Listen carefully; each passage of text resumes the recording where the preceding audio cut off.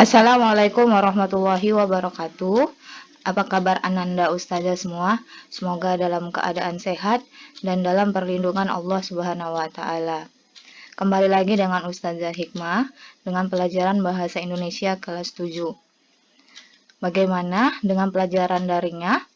Ustazah harap masih semangat dan menonton video ini dari awal hingga akhir ya Ananda. Jangan di skip-skip. Oke, sebelum kita mulai pembelajaran kita awali dengan membaca lafaz basmalah. Bismillahirrahmanirrahim dan doa belajar. Bismillahirrahmanirrahim. Raditu billahi rabba wa bil islami dina wa bi Muhammadin nabiyya wa rasula. Rabbi zidni ilma warzuqni fahma wa amalan salihah. Amin amin ya rabbal alamin. Semoga dengan membaca doa kita mendapatkan ilmu yang bermanfaat. Amin. Kita lanjutkan pembahasan kita, yaitu menemukan gagasan utama pada teks laporan hasil observasi. Apa itu gagasan utama? Gagasan utama atau ide pokok adalah sebuah inti pembahasan yang tertulis di dalam paragraf. Pada umumnya, sebuah paragraf terdiri dari gagasan utama dan gagasan penjelas. Gagasan penjelas adalah kalimat yang dikembangkan untuk menjelaskan gagasan utama. Sedangkan gagasan utama adalah pokok pikiran dari suatu paragraf. Ya, di sini gagasan utama adalah ide pokok. Sebuah paragraf itu pasti memiliki inti pembahasan, ya. Dan pada umumnya, sebuah paragraf itu terdiri dari gagasan utama atau ide pokok dan selebihnya kalimat yang lain itu adalah gagasan penjelas. Satu paragraf itu tidak hanya terdiri dari satu kalimat, biasanya bisa terdiri dari 4 kalimat. Dan satu kalimat itu pasti adalah gagasan utamanya. Sedangkan 3 kalimat yang lain itu adalah kalimat penjelas atau gagasan penjelas. Ya. Jadi, gagasan penjelasan itu apa? Kalimat yang dikembangkan untuk menjelaskan gagasan utama. Jadi, sudah ditulis gagasan utama, lalu dikembangkanlah dengan kalimat penjelas atau gagasan penjelas. Gagasan utama biasanya terletak pada yang pertama itu awal kalimat yang biasanya disebut dengan paragraf deduktif ya. Jadi ingat kalau ada paragraf deduktif itu berarti gagasan utamanya adalah di awal kalimat. Yang kedua, gagasan utamanya berada di akhir kalimat yang biasanya disebut dengan paragraf induktif. Ya, jadi paragraf induktif itu berarti kalimat utama atau gagasan utamanya berada di akhir kalimat. Dan yang ketiga, gagasan utamanya berada di awal dan di akhir kalimat. Dan ini disebut dengan paragraf campuran ya. Paragraf campuran itu sudah sangat jelas, berarti dia berada di awal dan di akhir kalimat gagasan utamanya ya. Dan biasanya paragraf campuran itu bacaannya ada kata oleh karena itu dan oleh sebab itu, biasanya seperti itu, ditandai kata-kata seperti itu. Ciri-ciri gagasan utama. Ya, yang pertama itu terdiri atas satu kalimat utuh yang berdiri sendiri. Ya, jadi gagasan utama atau kalimat utama itu dia utuh. Jadi berdiri sendiri dan sangat jelas pengertiannya ya. Jadi tidak perlu dengan kalimat penjelas. Jadi dia kalimat utuh berdiri sendiri dan kita paham maksud dari kalimat tersebut. Yang kedua, ciri-cirinya adalah dibentuk tanpa kata penghubung. Ya, jadi gagasan utama atau kalimat utama itu tidak perlu kata penghubung untuk menjelaskan kalimatnya. Yang ketiga, tersusun atas topik permasalahan utama. Jadi, kalau dia gagasan utamanya, dia akan berisi tentang topik permasalahan dalam paragraf tersebut. Yang keempat, memiliki kalimat yang jelas ya. Jadi kalimatnya itu tidak rancu. Jadi sangat jelas dan sangat mudah dimengerti. Dan yang kelima, gagasan utama yang berada di akhir umumnya ditandai dengan kata oleh karena itu, kesimpulannya, oleh sebab itu, dengan demikian, dan lain-lain. Tadi sudah disampaikan sebelumnya ya. Kita lanjutkan.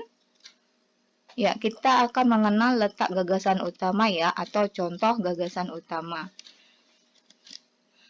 Contoh gagasan utama di awal paragraf, atau nama lainnya adalah paragraf deduktif. Nah, ini contohnya. Maleo tidak mengerami telurnya. Nah, dia berdiri sendiri ya, dan kita dapat memahami kalimat utamanya ini sangat jelas dan tidak memerlukan kata penghubung. Nah, Maleo tidak mengerami telurnya. Sangat jelas dan kita pahami kalimatnya. Dan di kalimat berikutnya adalah kalimat penjelas atau gagasan penjelas. Telur burung endemik ini dikubur sekitar 50 cm di dalam pasir, dekat sumber mata air panas atau kondisi geotermal tertentu. Telur itu ditimbun, kemudian ditinggalkan begitu saja, dan tidak pernah diurus lagi. Suhu atau temperatur tanah yang diperlukan untuk menetaskan telur maleo berkisar antara 32–35 derajat Celcius. Waktu yang dibutuhkan telur maleo untuk menetas cukup lama, yakni sekitar 62–85 hari. Ya, jadi ini adalah contoh gagasan utama yang berada di awal kalimat, di awal paragraf. Nah, selebihnya ini adalah kalimat penjelas atau gagasan penjelas.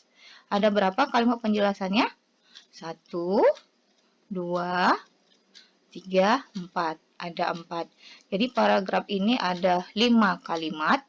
Ya, satu paragraf ini ada 5 kalimat. Satu kalimat adalah gagasan utamanya. Dan 4 kalimat lain itu adalah gagasan penjelas. Selanjutnya adalah contoh gagasan utama di akhir paragraf. Kalau dia di akhir paragraf disebut dengan paragraf induktif. Ya, contohnya berada di akhir ya, di akhir kalimat.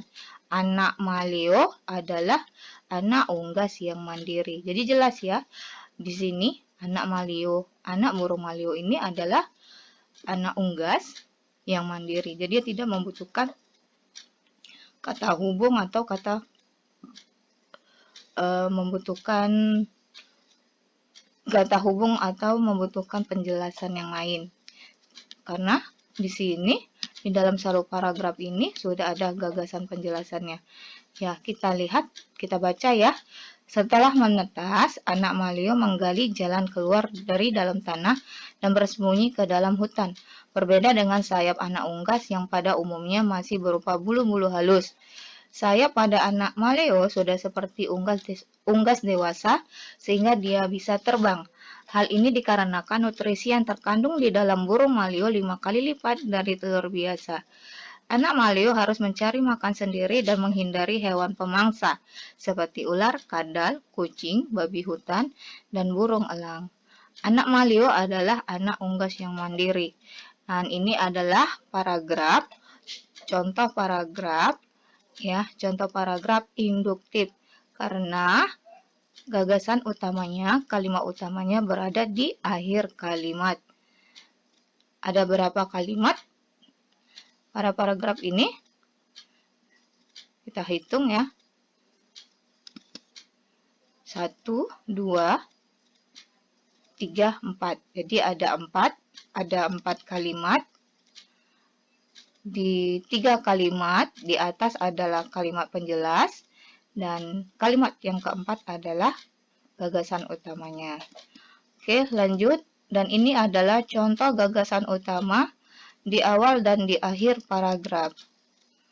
Nah, dia berada di awal kalimat dan di akhir kalimat. Kita baca ya. Tidak semua daerah di Sulawesi bisa ditemukan burung maleo. Sejauh ini, ladang bertelur hanya ditemukan di daerah yang memiliki sejarah geologi yang berhubungan dengan lempeng Pasifik atau Australasia. Populasi burung endemik Indonesia ini hanya ditemukan di dataran rendah Pulau Sulawesi, seperti Gorontalo dan Sulawesi Tengah, atau Sigih dan Banggai. Populasi maleo di Sulawesi mengalami penurunan sebesar 90% semenjak tahun 1950-an. Berdasarkan pantauan di Cagar Alam Papua, Gorontalo, dan pengamatan di Tanjung Matop, Toli-Toli, Sulawesi Tengah, jumlah populasi maleo terus berkurang dari tahun ke tahun karena dikonsumsi dan telurnya pun terus diburu oleh warga. Oleh karena itu, burung maleo adalah hewan endemik yang langka. Ini adalah contoh paragraf campuran ya, gagasannya berada di awal kalimat dan di akhir kalimat. Tidak semua daerah di Sulawesi bisa ditemukan burung maleo dan oleh karena itu, burung maleo adalah hewan endemi yang langka. Dan ini adalah contoh paragraf campuran. Kita lihat ada berapa kalimat pada paragraf ini? 1, 2, 3, 4, 5. Ya, jadi ada 5 paragraf. Kalimat pertama adalah gagasan utamanya, dan kalimat keempat itu juga ada gagasan utamanya. Selebihnya adalah gagasan penjelas. Jadi sudah paham ya untuk menemukan gagasan utama. Nah, jadi ada paragraf deduktif, ada paragraf induktif, dan ada paragraf campuran. Deduktif berada di awal kalimat, induktif berada di akhir kalimat, dan paragraf campuran berada di awal dan di akhir kalimat. Lanjut ke tugas ya Ananda. Tugasnya adalah kerjakan tugas pada halaman 99, tabel gagasan utama teks laporan hasil observasi yang berjudul Suku Eskimo. Lihat bukunya ya, jangan salah lagi melihat. Ustazah masih melihat ada beberapa ustazah yang salah mengerjakan tugas. Kayak tugas seperti tugas yang ke-11, episode ke-11, ustazah itu menyuruh analisis atau identifikasi teks laporan hasil observasi yang berjudul karbohidrat. Tapi ada Ananda yang menulisnya tentang burung pelikan. Ya, jadi dengarkan dan tonton video ustazah ini dan perhatikan baik-baik penjelasan dari ustazah.